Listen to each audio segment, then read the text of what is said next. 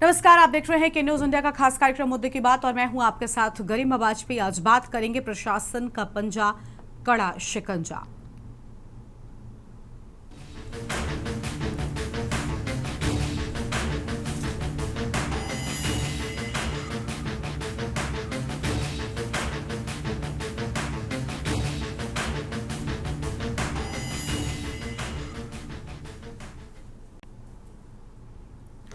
उत्तर भारत में बढ़ता आवारा कुत्तों का आतंक जो न केवल आम लोगों के लिए खतरा बन चुका है बल्कि जानलेवा हमलों की घटनाएं भी सामने आ रही हैं। दिल्ली एनसीआर क्षेत्र में सुप्रीम कोर्ट ने हाल ही में एक अहम आदेश दिया है जिसमें आवारा कुत्तों को पकड़कर बाड़ों में रखने और सार्वजनिक स्थानों पर उन्हें छोड़ने से रोकने की बात कही गई है। इसके साथ ही कुत्तों को पट्टे से बांधने और उन्हें सार्वजनिक स्थानों पर घूमने से बचाने का भी आदेश दिया गया है। यह आदेश तब आया जब दिल्ली एनसीआर में आवारा कुत्तों के द्वारा कई मौतों और हमलों के मामले ने चिंता को और ज्यादा बढ़ा दिया। गाजियाबाद, बुलंदशहर, बरेली और अमरोहा जैसे स्थानों पर कुत्तों के हमले में कई लोग घायल हो चुके हैं और कुछ घटनाओं में तो जान तक जा चुकी है। गाजियाबाद में एक महिला दरोगा की भी सड़क हादसे में जान चली गई जिसका कारण सड़क पर कुत्ते का आना था। तो वहीं बरेली और बुलंदशहर में भी बच्चों और वयस्कों पर आवारा कुत्तों के हमलों के मामले में तेजी आई है। बरेली में तो एक दिन में 480 मरीजों को एंटी रेबीज वैक्सीन लगी, जबकि बुलंदशहर में एक छात्र पर जानलेवा हमला हुआ। और इस बढ़ते खतरे के बीच नगर निगम ने कुत्तों को पकड़ने के अभियान की शुरुआत कर दी है। लेकिन सबसे दर्दनाक घटना कुशीनगर में हुई है, जहां एक मानसिक रूप से बीमार युवती को आवारा कुत्तों ने नोच नोच कर मार डाला। ये घटना न केवल उस परिवार के लिए एक अपूर्णीय क्षति है बल्कि हमारे समाज और सिस्टम पर भी एक बड़ा सवाल खड़ा करती है कि आखिर क्यों आवारा कुत्तों के आतंक को गंभीरता से नहीं लिया जाता। अमरोहा जैसे जिलों में आवारा कुत्तों के हमले से 13 लोग अपनी जान गंवा चुके हैं। इन कुत्तों की संख्या 4000 से ज्यादा होने का यहां पर अनुमान है और इनकी बढ़ती संख्या ने वहां के लोगों का सड़कों पर चलना भी दूभर कर दिया है। अब सुप्रीम कोर्ट के आदेश के बाद उम्मीद जताई जा रही है कि अधिकारियों के द्वारा आवारा कुत्तों की समस्या को हल किया जाएगा। लेकिन क्या ये कदम कुत्तों के आतंक को रोकने में वाकई सफल होगा या फिर ये सिर्फ एक और खानापूर्ति साबित होगा। ये मामला न केवल मानवीय सुरक्षा का है बल्कि ये हमारे सिस्टम की जिम्मेदारी और कार्यप्रणाली पर भी सवाल उठाता है कि क्या हमें और कुछ इंतजार करना होगा या कुत्तों की समस्या का अस्थायी समाधान अब सामने आएगा। वहीं सुप्रीम कोर्ट के आदेश पर राहुल गांधी ने सोशल मीडिया पर अपनी प्रतिक्रिया दी है। उन्होंने कहा कि सुप्रीम कोर्ट का निर्देश दशकों पुरानी वैज्ञानिक और मानवीय नीति से एक कदम पीछे का है। राहुल गांधी ने अपने पोस्ट में जोर देकर कहा कि आवारा कुत्तों को हटाना या खत्म करना कोई समाधान नहीं है। ये बेजुबान आत्माएं कोई समस्या नहीं है जिन्हें मिटा दिया जाए। उन्होंने आगे कहा कि आश्रय, नसबंदी, टीकाकरण और सामुदायिक देखभाल से सड़कों को सुरक्षित रखा जा सकता है बिना किसी क्रूरता के। राहुल गांधी का मानना है कि कंबल हटाने की कार्रवाई क्रूर और अदूरदर्शी है और इससे हमारी करुणा खत्म होती है। उन्होंने ये भी कहा कि हम ये सुनिश्चित कर सकते हैं कि जन सुरक्षा और पशु कल्याण साथ साथ चले। उनका संदेश स्पष्ट था कि हमें समाधान ढूंढते वक्त मानवता और पशु अधिकारियों का ख्याल रखना चाहिए। आज इसी मुद्दे पर हम करेंगे चर्चा। अलग अलग जगहों से हमारे संवाददाता जुड़ेंगे, लेकिन उससे पहले कुछ प्रतिक्रियाएं आपको सुनाते हैं। हमारे यहाँ पर डे कम से कम 80 से 85 डॉग बाइट के डेली आ रहे हैं। हमारे पास वैक्सीन की पूरी उपलब्धता है। सीएससी पे भी लग रहा है, हमारी जो नए प्राथमिक स्वास्थ्य केंद्र हैं वहाँ पर भी लग रहा है और जो हमारे आयुष्मान आरोग्य मंदिर है वहाँ पर भी हम इसका प्रबंध कर चुके हैं। ठीक है, तो हमारे यहाँ वैक्सीन की पूर्ण उपलब्धता है और हम सभी लोगों को संतुष्ट करके और सभी को जो है कुत्ते काटे के इंजेक्शन या मंकी बाइट के इंजेक्शन हम सभी को लगा करके सारी डोजें कंप्लीट कर रहे हैं। बाकी इनकी पकड़ की बात रही तो हमने नगर पालिका को कई बार लगातार पत्राचार के माध्यम से सूचित किया है और ये मंकी बाइट है और ये जो डॉग बाइट है ये उन पकड़ने का या उनकी नसबंदी का जो वो प्रावधान है वो जो है वो नगर पालिका के पास है, तो हमने पत्राचार के माध्यम से उन्हें सूचित कर दिया। ठीक है सर। डॉग कैचिंग के अगर हम बात करें तो निगम द्वारा टीम डिप्लॉय करके डॉग को किसी भी गली में या कोई इशू रहता है या वैसे भी हमारे जो रेगुलर अभियान चलते हैं उनको कैच किया जाता है, उनका स्टेरिलाइजेशन किया जाता है और जो रेबीज़ का इंजेक्शन है वो लगाया जाता है। और एज़ पर गाइडलाइन जो है कैच करने के बाद पूरा ट्रीटमेंट के साथ जो है हम लोग पुनः जिस स्थल से पकड़ा गया होता है वहाँ पे उसको लीव करते हैं, छोड़ते हैं। ये भी अभियान लगातार जो है नगर निगम द्वारा किया जाता है और अभी फ़िलहाल कुछ और इंसिडेंट को देखते हुए इसमें और टीम बढ़ाकर हम लोग इसमें तेज़ी से कार्रवाई करेंगे।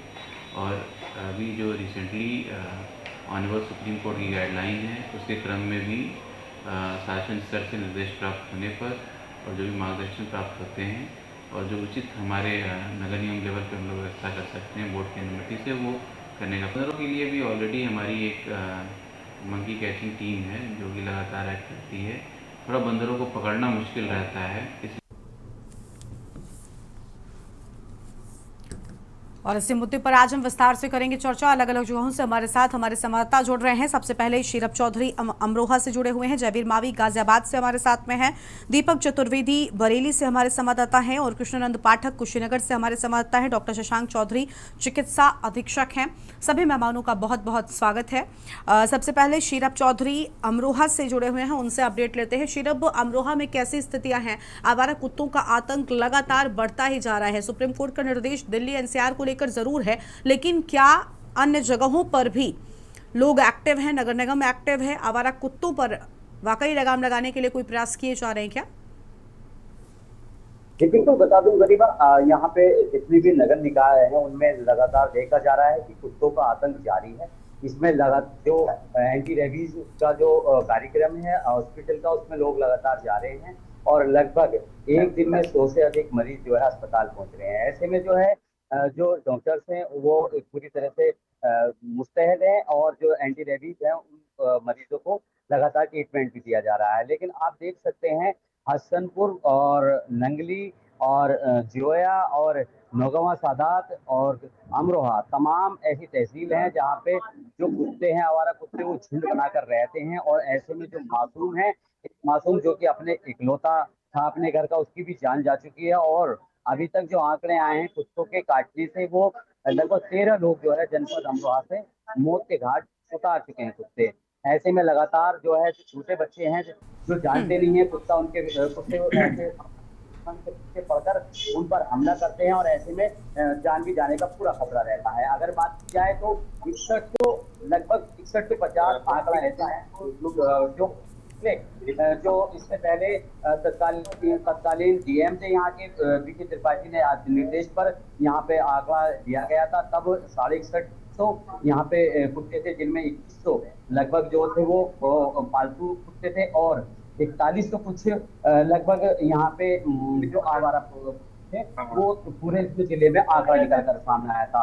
लगातार यहाँ पे कुत्तों का आतंक देखा जा रहा है, चाहे सैदनगली हो, झारी हो, डबारसी हो या जनपद अमरोहा की नौगवा सादात हो या धनौरा तहसील हो, सभी जगह कुत्ते झुंड बनाकर रहते हैं और ऐसे में जो वृद्ध हैं और जो बच्चे हैं उन पर हमला बोल देते हैं।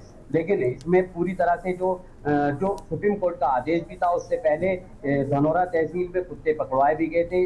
लेकिन इसके बावजूद भी जो कागजों पर देखा जा रहा है वो धरातल पर नहीं है। जो अभियान चलाए जाते हैं उन पे बात तो होती है, लेकिन पूरी तरह से जो है उन पर काम नहीं किया जाता है। यूं ही जो कुत्तों का आतंक वो जारी है। कभी कभी कहीं पे घटना हो जाती है, कभी हसनपुर घटना हो जाती है, तो कभी गजरोला घटना हो जाती है, तो कभी सैदनगली में घटना देखने को मिलती है। एक महिला को भी घायल कर दिया था पूरी तरह से और हसनपुर में एक वृद्ध महिला को मोट की घात भी कुत्तों के काटने के बाद भी उतार दिया गया था। कुत्तों का आतंक जो है, आतंक से पूरी तरह से अमरोहा में त्रस्त हैं और लोग ऐसे में जो है भयभीत हैं और बच्चों को लेकर बहुत ही चिंतित हैं, क्योंकि बच्चों का स्कूल जाना मुहाल हो गया है और बच्चों का बाहर खेलने जाना या किसी भी काम से जाना, दुकान पर जाना, ऐसे में माहौल हो गया है, जिससे कि बच्चे जब निकल कर जाते हैं तो बच्चों पर आवारा कुत्ते हमला कर देते हैं। जी ठीक है, लौटते हैं आपके पास में। हमारे साथ में कुछ और मेहमान जुड़े हुए। जयवीर मावी गाजियाबाद से हैं। जयवीर, गाजियाबाद क्योंकि दिल्ली से बेहद नजदीक और एनसीआर इलाकों की अगर हम बात कर लें, फिलहाल क्या स्थिति है? सुप्रीम कोर्ट का आदेश है, लेकिन इसके बाद देश भर में विवाद शुरू हो गया है, बवाल शुरू हो चुका है।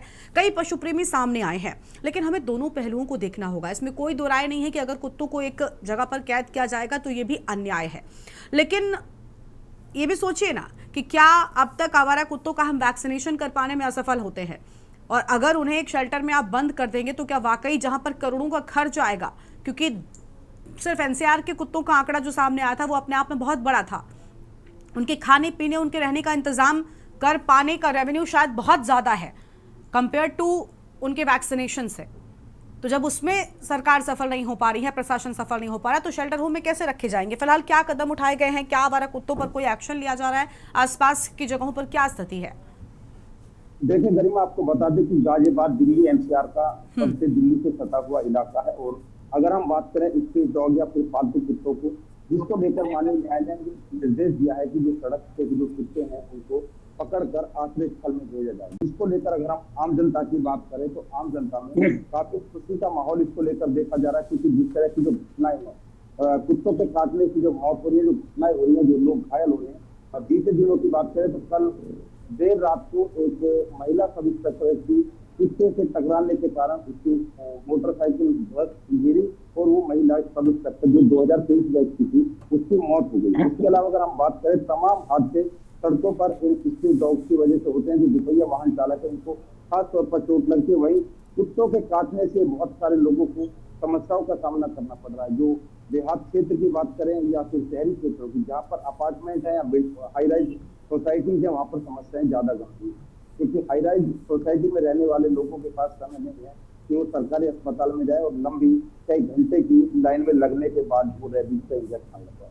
उन्हें बाजार से इंजेक्शन लगवाने पड़ते हैं। वहीं जो गरीब लोग हैं, देहात के लोग हैं, वो गाजियाबाद या जहाँ पर वो पीएचसी वो सभी जगह पर रेबीज के इंजेक्शन उपलब्ध नहीं, उनको मुख्य अस्पताल तक जाना पड़ता है, जहाँ पर लंबी लाइन लगती है। ये समस्या एक तो इंजेक्शन को लेकर, वही जो कुत्ते के काटने से या उनके कारण जो दुर्घटनाएं होती है उसको लेकर भी समस्या है। जो स्कूली बच्चे हैं उन्हें कई बार सुरक्षा की जरूरत पड़ती है। एक परिवार के कोई सदस्य ने बस तक या स्कूल तक ले आने और ले जाने के लिए केवल कुत्ते की वजह से भी अपनी जिम्मेदारी मानते हैं कि कहीं कुत्ता ना काट लो। तो कहीं ना कहीं जिस तरह से जो माननीय न्यायालय का आदेश है इसको लेकर आम जन की बात करें तो ज्यादातर लोग काफी खुश नजर आए। वहीं अगर हम पशु प्रेमियों की बात करें तो उनमें जरूर नाराजगी नजर आ रही है। पशु प्रेमियों ने बीते 2 दिनों पहले इंदिरापुरम में एक प्रदर्शन किया था, जिसमें पार्टी के विरोध में नारेबाजी की गई, गाजियाबाद सांसद के विरोध में लगातार नारेबाजी की गई। उनका कहना है कि उन्हें भी जीने की आजादी है। बिल्कुल सही बात है कि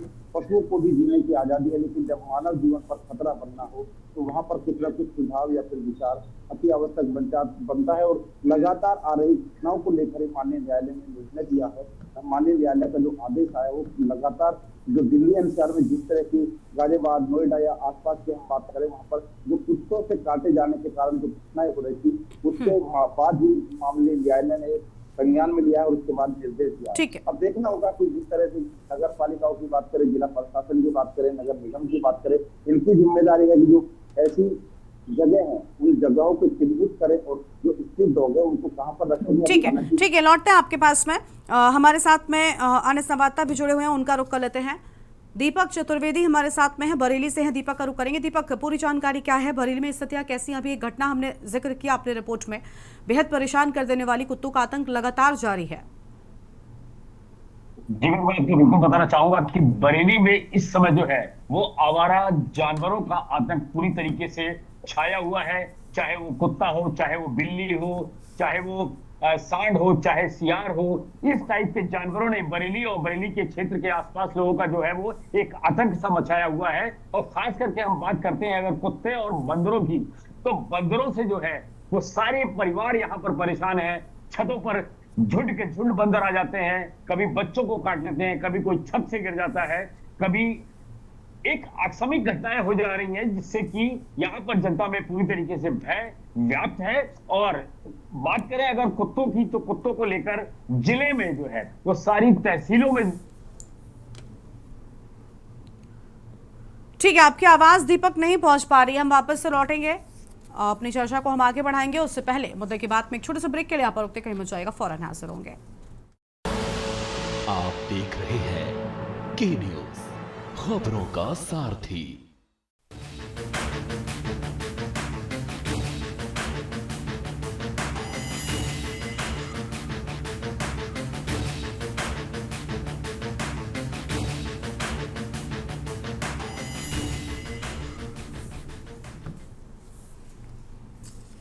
ब्रेक के बाद आप सभी का स्वागत है। तो प्रशासन लगातार पंजा तेज कर रहा है और शिकंजा जो है वो लगातार बढ़ाया जा रहा है ताकि लोगों को राहत मिल सके। और हमारे साथ में कुछ खास मेहमान जुड़े हुए हैं, लेकिन उससे पहले आपको अलग अलग जगहों की हम 5 तस्वीरें सबसे पहले दिखाते हैं, जहां पर गाजियाबाद में देखिए एक बड़ा हादसा हो गया। कुत्ते के आने के चलते एक सड़क हादसे में एक महिला पुलिसकर्मी की जान चली गई। बरेली में भी कुत्तों का आतंक जारी है, वहीं कुशीनगर में भी कुछ ऐसी ही स्थितियां देखने को मिली है। बुलंदशहर और अमरोहा में भी आप देखिए किस तरीके से एक बच्चे को कुत्तों ने निशाना बनाया है, वो इन तस्वीरों में साफ तौर पर नजर आ रहा है। तो ये अपने आप में तस्वीरें हम आपको दिखा रहे हैं।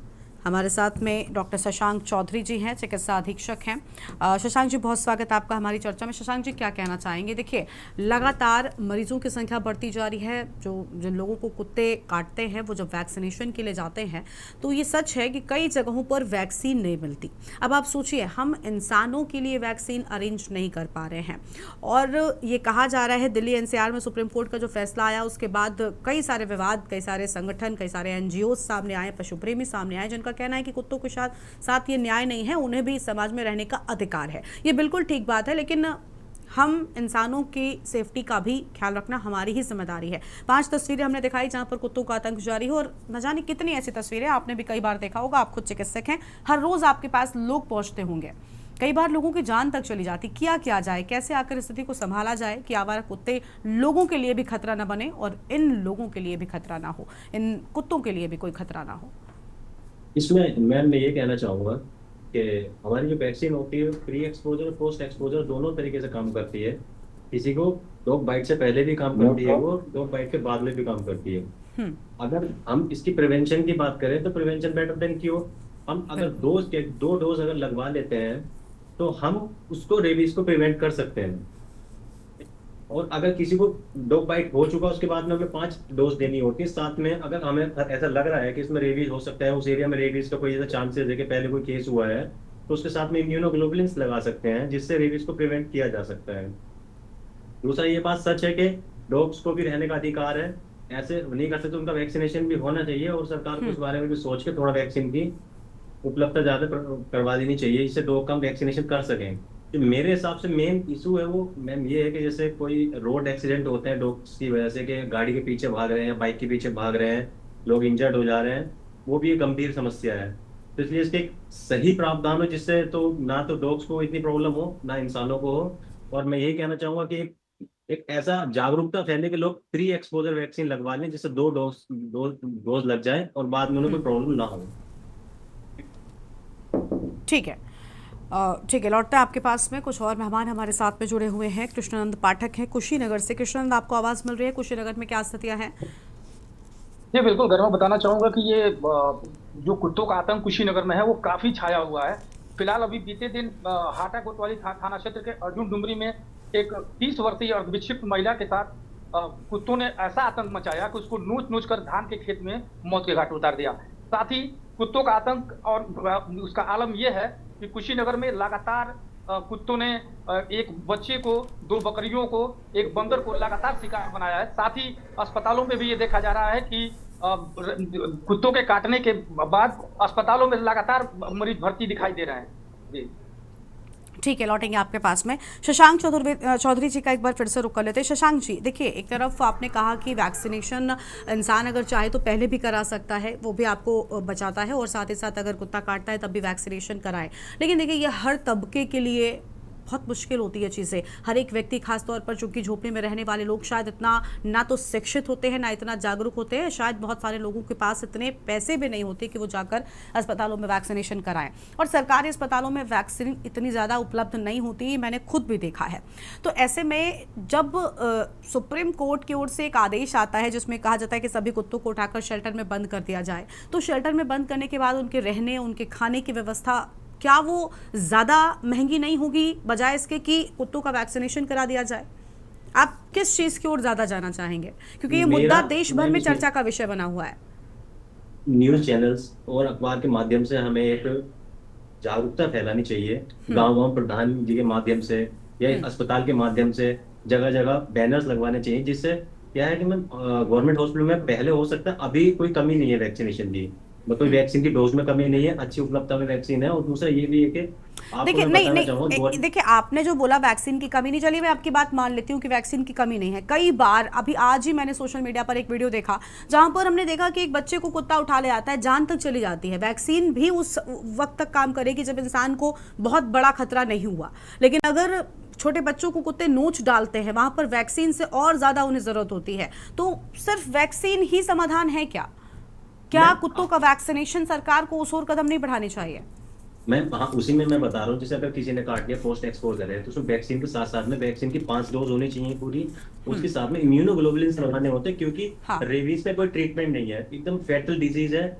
अगर वो हो गया तो फिर बहुत कम चांसेस होते हैं कि पर्सन सर्वाइव कर जाए और कोई ट्रीटमेंट से वो बच पाया। इसीलिए रेबीज की पूरी डोज, पोस्ट एक्सपोजर 5 डोज, उसके बाद इम्यूनोग्लोबुलिन जो सरकार को, जिसमें गवर्नमेंट हॉस्पिटल में अभी तक ARS इम्यूनोग्लोबुलिन की सप्लाई नहीं है, ठीक है। एक सप्लाई होनी चाहिए। और वैक्सीन तो अभी काफी मात्रा में लोगों के पास है। दूसरा कि हमें जागरूकता फैलानी चाहिए ज्यादा, के लोग प्री एक्सपोजर वैक्सीन ले लें, क्योंकि मैम अगर हम शेल्टर में ही बंद कर दें, उनकी देख रेख के लिए जो लोग होंगे उनको भी खतरा बना रहेगा हमेशा, क्योंकि जो लोग ज्यादा एनिमल के पास रहेंगे, अब खाली कुत्तों से ही समाधान नहीं होता, कैट और नहीं बिल्कुल मैं आपसे जैसा- सहमत हूँ। बंदर या ऐसे कई आवारा पशु हैं जो लोगों को नुकसान पहुंचाते हैं, लेकिन देखिए सरकार को कोई भी फरमान आदेश जारी करने से पहले भी मुझे लगता है कोर्ट को भी इन चीज़ों का भी संज्ञान जरूर होना चाहिए। हालांकि इस फैसले के बाद लगातार देश भर में चर्चा हो रही है। कई NGOs, कई संगठन, कई पशु प्रेमी भी सामने आए जो इस मुद्दे पर खुलकर बोल रहे हैं। उम्मीद है कि चीज़ों पर जरूर संज्ञान लिया जाएगा। शुक्रिया आपका सर हमारे साथ जुड़ने के लिए। बाकी सभी संवाददाताओं का भी बहुत शुक्रिया हमारे साथ बातचीत के लिए। तो प्रशासन का पंजा और कड़ा शिकंजा लगातार बढ़ता जा रहा है, लेकिन डॉग बाइट की भी घटनाएं उसी के साथ बढ़ रही हैं, जो अपने आप में जनता का विषय है। अब भला किस ओर कदम बढ़ाए जाएं, अपने आप में संशय बना हुआ है। इस बुलेटिन में इतना ही। आप देखते रहिए के न्यूज़ इंडिया। नमस्कार।